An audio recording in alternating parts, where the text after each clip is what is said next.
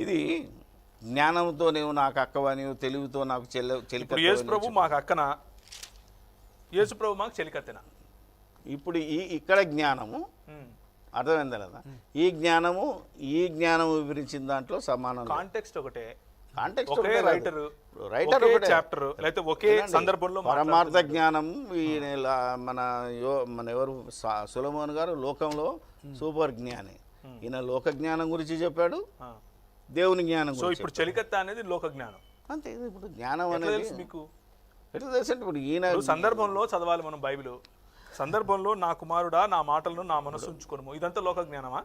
నా ఆజ్ఞలను నీ యొద్ద దాచిపెట్టుకుని లోక జ్ఞానమా?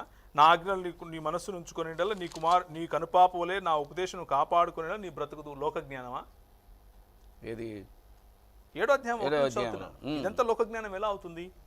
నీ వేళ్లకు వాటికి కట్టుకుని నీ హృదయంలో పలక మీద వాటిని రాసుకుని